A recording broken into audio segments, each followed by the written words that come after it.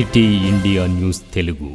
శ్రీనివాస్ గౌడ్ గారు నిన్న ప్రెస్ మీట్లో బీసీలకు 42% పెట్టాలి, లేకపోతే మేము కూడా పోరాడతాం అని చెప్పి స్టేట్మెంట్లు ఇస్తూ ఉన్నాడు. దానికి బీసీ సంఘాలు ప్రజలు నవ్వుకుంటూ ఉన్నారు. శ్రీనివాస్ గౌడ్ ఏంది, బీసీల గురించి మాట్లాడడం ఏంది అని చెప్పి ప్రజలు నవ్వుకుంటున్నారు. శ్రీనివాస్ గౌడ్, నేను ఒక మాట చెప్తా నీకు. వైఎస్ రాజశేఖర రెడ్డి గారు ఉన్నప్పుడు బీసీలకు 34% ఉండే, రాజకీయంగా కానీ విద్యాపరంగా కానీ ఉద్యోగులలో కానీ 34% వైఎస్ రాజశేఖర రెడ్డి గారు చేసినారు. కేసీఆర్ వచ్చిన తర్వాత ఎంత చేసిండండి? 23% చేసిండు. 34% తీసుకొచ్చి 23% చేసినప్పుడు నీవు ఎందుకు మాట్లాడలేదు బీసీల తరఫున అని చెప్పి ఈ సందర్భంగా నేను సూటిగా అడుగుతున్నా.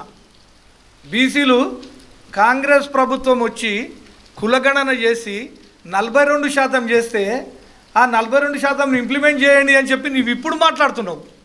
అప్పుడెందుకు మాట్లాడలేదు, అప్పుడెందుకు నోరు మూసుకున్నావు అని చెప్పి నేను ఈ సందర్భంగా అడుగుతున్నా. నేను 34ను 23 చేసినప్పుడు నీ మంత్రి పదవి కొరకు నీకు మంత్రి పదవి వచ్చిన తర్వాత ఒక్క మాట కూడా మాట్లాడలేదు. ఇప్పుడు నీవు ప్రగల్భాలు కలుపుతున్నావు, ప్రజలు నవ్వుకుంటున్నారు, బీసీలు నవ్వుకుంటున్నారు అని చెప్పి నేను అడుగుతా ఉన్నాను.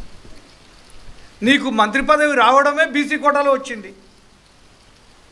నీ మంత్రి పదవి ఏడబోతుందో, నీకు ఏమి ఇబ్బంది అవుతుందో అని చెప్పి నీవు టీఆర్ఎస్ ప్రభుత్వంలో ఉన్నప్పుడు మంత్రిగా ఒక్క మాట కూడా మాట్లాడలేదు. అది ప్రజలందరికీ తెలుసు.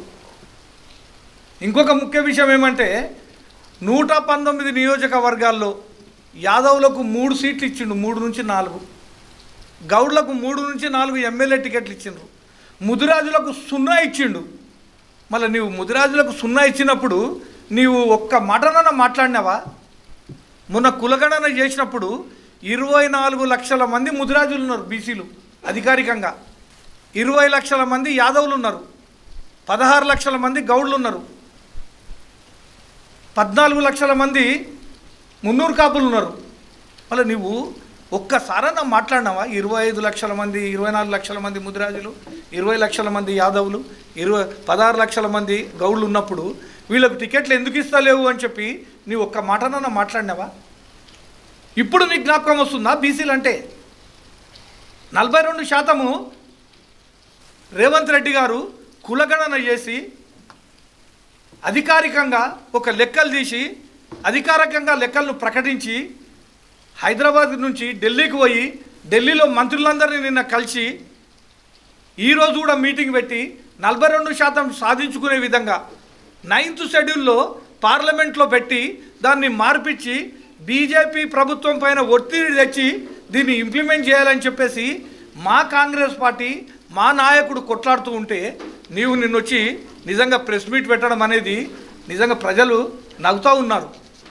నీవు బీసీలకు ఏం చేసినావని చెప్పి నేను ఈ సందర్భంగా అడుగుతున్నా. బీసీల మీద కేసులు పెట్టిన మాట వాస్తవం కాదా? నీవు నీ 10 సంవత్సరాల రాజకీయ ఎమ్మెల్యేగా ఉంటూ మంత్రిగా ఉంటూ నీవు బీసీల మీదనే కదా కేసులు పెట్టినావు. దాంట్లో నా మీద కూడా డబుల్ బెడ్రూమ్ ఇండ్లు చూసొత్తాము ఎందుకు ఇస్తలేరు అని చెప్తే పోయి చూడడానికి వెళ్తే నా మీద నువ్వు 2 కేసులు పెట్టలేదా? లక్ష్మణ్ యాదవ్ గారి మీద పెట్టలేదా? అంటే నీవు బీసీల మీదనే కేసులు పెట్టినావు. నీ హత్యా ప్రయత్నం చేసిందని చెప్పి నీ మీద హైదరాబాద్లో పేట్ బషీర్బాగ్లో 307 సెక్షన్ అటెంప్ట్ మర్డర్ కింద మున్నూరు రవి మీద, మైత్రి యాదవ్ మీద, అమర్ మీద, అందరి మీద, ఇతరుల మీద నువ్వు కేసులు పెట్టినావు. వాళ్ళందరూ బీసీలు గారా? నీవు పెట్టిన కేసు అది సరైన కేసా? కాంగ్రెస్ ప్రభుత్వం వచ్చిన తర్వాత దాన్ని ముఖ్య ఐపీఎస్ ఆఫీసర్లతోటి ఇన్వెస్టిగేషన్ చేసి అది హైదరాబాద్లో ఈ కేసు తప్పు అని చెప్పి ఛార్జ్షీట్ వేసిన సందర్భం కాదా? నీవు అక్రమంగా కేసులు పెడితే నీవు పెట్టిన కేసు తప్పు అని చెప్పి ఛార్జ్షీట్ ఫైల్ చేసిండ్రు. వీళ్ళందరూ కూడా కేసులో నుంచి తొలగించిండ్రు. వాళ్ళందరూ బీసీలు గారా? నీవు బీసీల మీదనే కేసులు పెట్టినావు, నీవు బీసీలనే నిర్బంధించినావు, నీవు బీసీలనే పోలీస్ స్టేషన్కు తీసుకుపోయి కొట్టిపించినావు. అందుకే ప్రజలు నీకు గుణపాఠం చెప్పిన సందర్భం మనం చూసినాం కదా. ఇప్పుడు బీసీల గురించి మాట్లాడుతూ ఉన్నావు, నువ్వు అభివృద్ధి గురించి మాట్లాడుతున్నావు. అభివృద్ధి నీ హయాంలో ఏం జరిగింది? ఆ ఒక ట్యాంక్ బండ్ మీద చెట్లు అవన్నీ పెట్టేసి, అదేవిధంగా కలెక్టర్ ఆఫీస్లో ఒకటి, అది గవర్నమెంట్ స్టేట్ గవర్నమెంట్ నుంచి వచ్చిన ఫండ్స్ తోటి ఒకటి కట్టి, మిగతాది 2-3 పనులు చేసి నేను అభివృద్ధి చేసిన అంటున్నావు. ఏం అభివృద్ధి చేసినావు నువ్వు? మహబూబ్ నగర్ గల్లీలలో, వార్డులలో ఒక్క వార్డు కూడా డెవలప్మెంట్ కాలేదు. ఇప్పుడు చూడండి, బ్రహ్మాండంగా ఎన్ఎం శ్రీనివాసరెడ్డి గారి ఆధ్వర్యంలో పెద్ద పెద్ద రోడ్లు, 14 ఫీట్లు, 16 ఫీట్లు, 20 ఫీట్ల రోడ్లు, ఎంత బ్రహ్మాండంగా అభివృద్ధి జరుగుతూ ఉంది. నిన్ను ప్రజలు నమ్మే పరిస్థితిలో లేరు. నీవు బీసీ నినాదం ఇప్పుడు తీసుకున్నా కానీ కూడా నీవు అధికారంలో ఉన్నప్పుడు ఆ అహంకారంతో బీసీల మీద అక్రమ కేసులు పెట్టినావు. ఇప్పుడు బీసీలు నినాదం ఎత్తుకుంటే నీ ఉన్నప్పుడు బీసీలకు ఎంత న్యాయం చేసినావు అనేది ప్రజలకు తెలుసు. కాబట్టి కాంగ్రెస్ ప్రభుత్వము చిత్తశుద్ధితో ఉంది బీసీల పైన. మనం మొన్న ఎమ్మెల్సీ ఎన్నికలలో మన ఎమ్మెల్సీ మొన్న 3 పోస్టులు ఇచ్చినాం మేము. దాంట్లో ఎవరికి ఇచ్చినారండి? మొత్తం బడుగు బలహీన వర్గాలు బీసీల వాళ్ళకే ఇచ్చినాం. మొన్న మంత్రి పదవులు ఎస్సీ ఎస్టీ బీసీల వాళ్ళకే ఇచ్చినాం. అంటే ఖచ్చితంగా మా ప్రభుత్వం, కాంగ్రెస్ ప్రభుత్వము, రేవంత్ రెడ్డి గారి ఆధ్వర్యంలో బీసీలకు 42% ఇచ్చి వాళ్లకు సముచిత స్థానం కల్పించాలని చెప్పి ఒక మంచి ఉద్దేశంతో, ఒక మంచి నిర్ణయంతో ప్రజల్లోకి కాంగ్రెస్ పార్టీ వెళ్తూ ఉంది. నీకు ఒకవేళ దమ్ముంటే, ఈరోజు శ్రీనివాస్ గౌడ్ చెప్తా ఉన్నాను, నీకు దమ్ముంటే బీజేపీ ప్రభుత్వము సెంట్రల్లో ఉంది, నీవు మీ టీఆర్ఎస్ పార్టీ తరఫున, టీఆర్ఎస్ పార్టీ బీఆర్ఎస్ పార్టీ మాకు తెలియదు, అది అయిపోయింది ఆ పని, బీఆర్ఎస్ పార్టీ తరఫున మీరు మీ డెలిగేషన్ తీసుకొని పోయి ఢిల్లీలో ధర్నా చేయండి టీఆర్ఎస్ పార్టీ తరఫున. అప్పుడు మిమ్మల్ని ప్రజలు నమ్ముతారు, కొంతనే విశ్వసిస్తారు. మీరు బీసీలు వ్యతిరేకులు, మీరు టీఆర్ఎస్ పార్టీ బీసీకి వ్యతిరేకి. ఒక్క ఎమ్మెల్యే టికెట్ ఇవ్వలేదు, ఒక ఎంపీ టికెట్లు ఇవ్వలేదు. ఇప్పుడు వచ్చి ప్రగల్భాలు పలుకుతా ఉన్నావు. నేను ఒకటే డిమాండ్ చేస్తూ ఉన్నా, నీవు మీ పార్టీ తరఫున ఒక డెలిగేషన్ తీసుకొని పోయి సెంట్రల్ గవర్నమెంట్లో వాళ్ళని మాట్లాడమని చెప్పండి. బీజేపీ వాళ్ళు ఏం చేసినారండి? ఒక్కసారి బీసీలు కూడా ఆలోచన చేసుకోవాలి. రాష్ట్రంలో ఉన్న బీసీలు, మహబూబ్ నగర్ జిల్లాలో ఉన్న బీసీలు అధ్యక్ష పదవికి ఎవరికి ఇచ్చిండ్రండి? బీసీకి ఇచ్చిండ్రా? అక్కడ ఈటల రాజేందర్ ఉన్నాడు, ఎందుకు ఇవ్వలేదు ఈటల రాజేందర్ గారికి? అరవింద్ గారు ఉన్నారు, అరవింద్ గారికి ఎందుకు ఇవ్వలే? మిగతా బీసీలు చాలామంది ఉన్నారు, వాళ్ళకి ఎందుకు ఇవ్వలే? అక్కడ బీసీలోకి ఇవ్వకుండా ఈరోజు బీజేపీ వాళ్ళు బీసీల గురించి మాట్లాడుతున్నారంటే నిజంగా ఇది హాస్యాస్పదమైన విషయమే. అదే ముస్లింలను బీసీలలో ఎందుకు చేర్చిండ్రు అని అడుగుతారు. నేను ఒకటే ప్రశ్నిస్తున్నా, బీహార్ ఎవరిదండి? ప్రైమ్ మినిస్టర్ది. మళ్ళీ బీహార్లో ముస్లింలకు రిజర్వేషన్ ఎందుకుంది? గుజరాత్లో. అదేవిధంగా మహారాష్ట్రలో ఏ గవర్నమెంట్ ఉంది? బీజేపీ గవర్నమెంట్ ఉంది. అక్కడ బీసీలకు రిజర్వేషన్ ఎందుకు నడుస్తుంది? ఉత్తరప్రదేశ్, అక్కడ ఎవరిది ఉంది? బీజేపీ ప్రభుత్వం ఉంది. అక్కడనేమో బీసీ రిజర్వేషన్లు ఉండాలి. మన దగ్గరకు వచ్చేంత వరకు ఇక్కడ బీసీ రిజర్వేషన్లు తీస్తేనే మేము సపోర్ట్ చేస్తాము అని చెప్పి మాట్లాడుతున్నారు. ముస్లిం రిజర్వేషన్ అంటే ఏం మాట్లాడుతున్నారో ఒకసారి ఆలోచన చేసి మాట్లాడాలి. కాబట్టి నేను బీసీ సమాజానికి మొత్తం కూడా విజ్ఞప్తి చేస్తూ ఉన్నాను, ఏ పార్టీ అయితే బీసీల రిజర్వేషన్లు ఇస్తారో, ఏ పార్టీ అయితే బీసీలకు సముచిత స్థానం ఇచ్చి ముందరికి తీసుకుపోతుందో, ఏ పార్టీ అయితే బీసీలకు 42% ఇచ్చి ముందరికి అభివృద్ధి పదంగా, రాజకీయ, ఆర్థికంగా, అదేవిధంగా ఎంప్లాయ్మెంట్లో సముచిత స్థానం ఇస్తుందో ఆ పార్టీకే మద్దతు ఇస్తారు, ఇవ్వాలని చెప్పేసి కూడా నేను ఈ సందర్భంగా కోరుతా ఉన్నాను. కాబట్టి శ్రీనివాస్ గౌడ్, నీవు బీసీల పక్షపాతి కాదు, నీవు బీసీ వ్యతిరేకివి. నీవు బీసీల గురించి ఇప్పుడు మాట్లాడుతున్నావు అంటే ప్రజలు నిన్ను నమ్మే పరిస్థితుల్లో లేరు అని చెప్పేసి కూడా ఈ సందర్భంగా మాజీ మంత్రివర్యులు శ్రీనివాస్ గౌడ్ గారు వారి పార్టీ కార్యక్రమంలో భాగంగా మాట్లాడుతూ ఈ రాష్ట్ర ముఖ్యమంత్రి గారికి, ప్రభుత్వానికి మరియు కాంగ్రెస్ పార్టీకి వివిధ రకాల సలహాలు, సూచనలు ఇచ్చే ప్రయత్నం చేసిండు. దాంతోపాటు సున్నితంగా కొన్ని విమర్శలు కూడా వారు నిన్న చేయడం జరిగింది. మాట్లాడే విధానం బాగుంటేనే మంచిదని, కేసీఆర్ను తిడితేనే మీరు పెద్దోళ్ళు అవుతారని అనుకోకండి అని మాట్లాడి, తర్వాత అభివృద్ధి చేస్తే మీరు ఏమన్నా మేము పడతాం కానీ నువ్వు అభివృద్ధి చేయకుండా తిడితే మేము పడము అన్నాడు. ఈ మాటకు కట్టుబడి ఉండాల్సిందిగా ఈ సందర్భంగా నేను మాజీ మంత్రి గారికి చెప్తాను. ఉన్న 14 నియోజకవర్గాల్లో ఏ నియోజకవర్గంలో కూడా 500-600 కోట్లకు తక్కువ కాకుండా ఇవాళ ఈ 1 ఇయర్లోనే అభివృద్ధి జరిగింది. ఆయా నియోజకవర్గాల్లో మీ ఎమ్మెల్యేలను, ఓడిపోయిన ఎమ్మెల్యేలు ఎవరైతే ఉన్నారో వాళ్ళని అడిగితే నీకు డాటా మొత్తం ఇస్తారు. లేదు నన్ను పంపమన్నా నేను పంపుతాను. పెద్ద పెద్ద కళాశాలలు వచ్చినాయి, ఇంజనీరింగ్ కళాశాలలు వచ్చినాయి, చిన్న చిన్న ఇరిగేషన్ ప్రాజెక్ట్ కంప్లీట్ చేసినాం, కురుమూర్తి లాంటి దేవస్థానానికి 100 కోట్లు ఇచ్చినాం. ఏ నియోజకవర్గంలో ఏ మండలంలో ఇది కాలేదనకుండా మొత్తం ఉమ్మడి జిల్లాలో 14 నియోజకవర్గాల్లో కూడా 2 నియోజకవర్గాలు మా వాళ్ళు గెలవకపోయినా కూడా ముఖ్యమంత్రి అది నా జిల్లా, ఇది నా పాలమూరు నా జిల్లా, మహబూబ్నగర్ జిల్లా వాసిని కనుక నాకు లేక అవకాశం వచ్చింది. ఈ జిల్లాకు ఇక మున్నెన్నడు కని విని కాని విధంగా నేను నిధులు పంపించాలి, తేవాలి, అభివృద్ధి చేయాలని పలుమార్లు మీ అందరి సాక్షిగా కూడా పలు మీటింగ్లలో కూడా చెప్పినట్టుగానే అన్నీ చేస్తామన్నాడు, చేస్తామన్నాడు. పాలమూరు రంగారెడ్డి కంప్లీట్ చేయాలి, అయితేనే ఉంది. దాని బాధ నీకు ఎందుకు, మేము చేస్తూనే ఉన్నాం. మీరు అడ్డుపుల్లలు పెట్టకుంటే సాల్ అది అయ్యేది అవుతుంది. ఆ ఉదండాపూర్ కాడింత ఆడింత ఈడింత అమాయకమైన రైతులను పెట్టుకొని ఆ గొడవలు సృష్టించకుండా మీరు నిశ్శబ్దంగా ఉండి కోఆపరేట్ చేస్తే అన్నీ సరైన సమయంలోనే ముగుస్తాయని చెప్పి సందర్భంగా వారికి సలహా ఇస్తూ ఉన్నాం. కనుక నిన్న నువ్వు చెప్పిన మాటనే ఏంటంటే అభివృద్ధి చేస్తే పడతాం, మేము ఏమన్నా పడతాం కానీ అభివృద్ధి చేయకుంటే పడమంటాం. మేము అభివృద్ధి చేస్తాం, బరాబర్ తిడతాం, మీరు పడాల్సిందే. ఇది ఈ సందర్భంగా వారికి సున్నితంగా విన్నవించుకుంటూ ఇంకొక మాట అన్నారు. వాళ్ళు మహబూబ్నగర్కు సంబంధించి కొన్ని విషయాలు చెప్పినారు.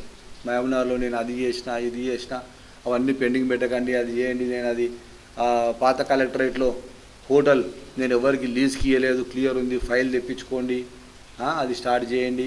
తర్వాత అండర్ గ్రౌండ్ డ్రైనేజ్కి ఎందుకు 250 కోట్లు చేయించిన అది రెడీ ఉంది అన్నాడు. మన్నెంకొండ రోపే టెండర్ కూడా చేసినా అన్నాడు. బైపాస్ ఇంకో అవతలకెళ్ళి యువతల బైపాస్ అది ఇంత మిగిలిపోయింది కూడా, అంతా అయిపోయింది, అది కూడా చేయాలని నానా రకాల సలహాలు ఇచ్చినాను. నేను ఇవాళ శ్రీనివాస్ గౌడ్ గారిని సూటిగా ప్రశ్నిస్తున్నాను, నువ్వు చెప్పిన విషయాలకు ఏమైనా కాగితాలు ఉన్నాయా? ఇప్పుడు నడుస్తున్న ప్రజాప్రభుత్వం, ఇప్పుడు మహబూబ్నగర్ను పాలిస్తున్నటువంటి ప్రజలకు సేవలు అందిస్తున్న ఎన్న శ్రీనివాసరెడ్డి కావచ్చు, ఈ రాష్ట్రానికి ముఖ్యమంత్రిగా ఉన్నటువంటి గౌరవ ముఖ్యమంత్రి రేవంత్ రెడ్డి గారు కావచ్చు, నీలాక బుడుబుల్కలాట ఆడేటోళ్ళు కాదు. కెమెరాలను జూమ్ చేయకుండా ఏదో ఒక కాగితం ఇట్లా చూపించి ఈ కాలేజ్ తెచ్చినా, ఈడ టెండర్ వేసినా, ఈడ హోటల్ పెట్టినా, ఈడ అది పెట్టినా అని చెప్పేటోళ్ళు కాదు ఈ ప్రభుత్వం. ఇది ప్రజాప్రభుత్వం. నిక్కచ్చిగా ఫైనాన్స్ క్లియరెన్స్ అన్నీ చేసుకొని వచ్చిన తర్వాతనే చేస్తుంది. నువ్వు ప్రజలు మోసం చేయడానికి ఇలాంటి శాంక్షన్స్ లేకుండా మన్నెంకొండలో కొన్ని టెండర్లు పిలిచినావు, కానీ ఏమైంది? ఫారెస్ట్ వాళ్ళు ఫారెస్ట్ క్లియరెన్స్ లేకుండా టెండర్ ఎట్లా పిలుస్తారని అది ఆగిపోయింది అర్ధాంతరంగా. ఇంత జూట ఎందుకు చెప్తావు? ఇలాంటి క్లియరెన్స్ లేకుండా గతంలో నువ్వు ఏం చేసావు? ఎన్నికల సందర్భంలో నిన్ను మొత్తం ఎండ పూట అందరు పిల్లలందరూ 10th క్లాస్ పిల్లలు, కాలేజీ పిల్లలందరూ రోడ్ల మీద తెచ్చి JNTU ఇంజనీరింగ్ కాలేజ్ తెచ్చిన అని నువ్వు కాగితం చూపించి వేలాది మంది పిల్లలు రోడ్డు మీద తెచ్చి నువ్వు గజమాల లేపించుకున్నావు కదా, క్రేన్తో దండ లేపించుకున్నావు కదా. మళ్ళీ ఏడుంది ఆ కాగితం? ఏడుందా జీవో? మేము వచ్చినాక కదా పిల్లలు విద్యార్థులు దీక్ష చేస్తే ఎన్ఎం శ్రీనివాసరెడ్డి గారు మేమందరం పోయి కూర్చొని ఆలోచన చేసి గెలిచిన వెంబడే వారి ఎమ్మెల్యే ఎన్ఎం శ్రీనివాసరెడ్డి గారు కుషాగ్ర బుద్ధితో ఇటు ఢిల్లీని ఇటు హైదరాబాద్ను మాట్లాడి అటు ఒక 100 కోట్లు యూనివర్సిటీకి తెచ్చారు. ఆ తర్వాత లా కాలేజీని, ఇంజనీరింగ్ కాలేజీని, PU ఇంజనీరింగ్ కాలేజీకి తీసుకొచ్చిండు కదా, JNTU కూడా కాదు. మళ్ళీ నువ్వు శాంక్షన్ చేపిస్తే అది ఏడుంది JNTU కాలేజీ? కనుక ఇంకా ఇప్పుడు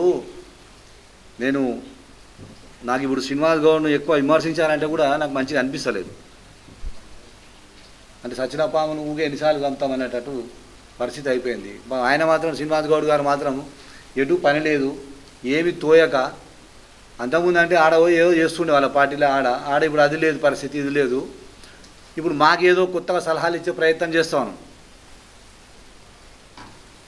నీ సలహాలు విని టీఆర్ఎస్ బీఆర్ఎస్ అయింది, ఓటమి పాలైంది.